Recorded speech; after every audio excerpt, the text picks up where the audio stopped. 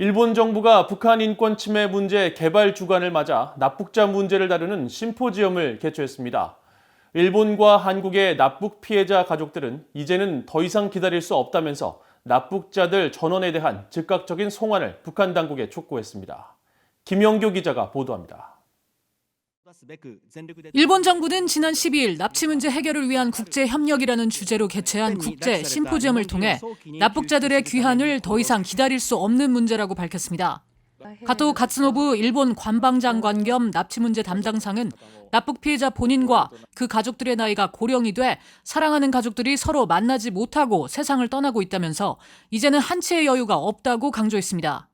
最愛の子どもたちを取り戻すべく全身全霊で取り組んでこられた有本嘉代子さんが本年2月に、横田滋さんが本年6月に、お嬢様の恵子さん、めぐみさんとの再会を果たすことができずご逝去されました。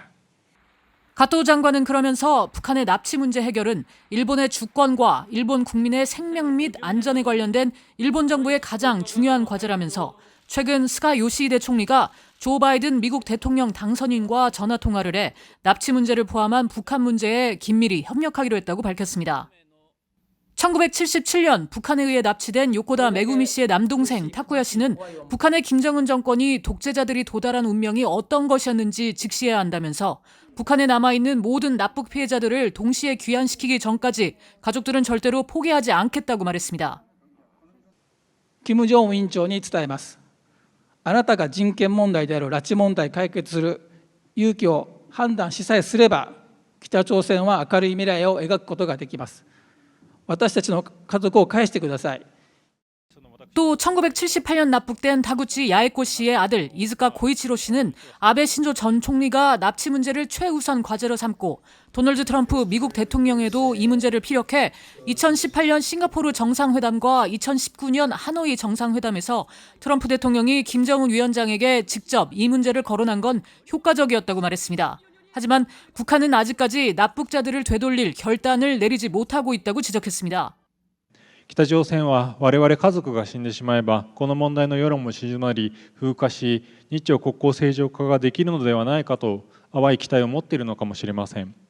拉致問題を正しく解決しなければ家族が最後の一人になろうとも国内外において全てにおいて訴え続ける覚悟でいます。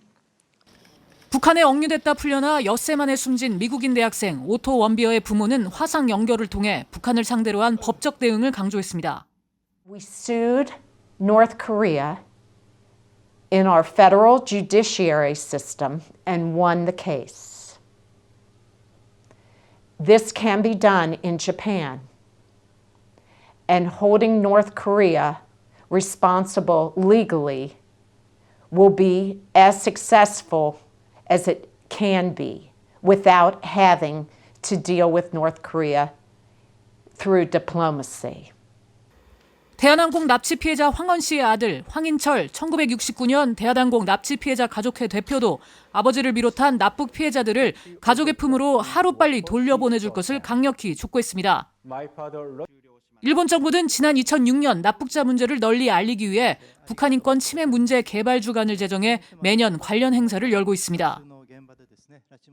납북 피해자 가족들은 북한의 납치 문제는 현재도 진행 중인 엄중한 인권 유린 사안이라며 북한이 가족들을 즉각 송환할 것을 한 목소리로 촉구했습니다. VOA 뉴스 김양교입니다.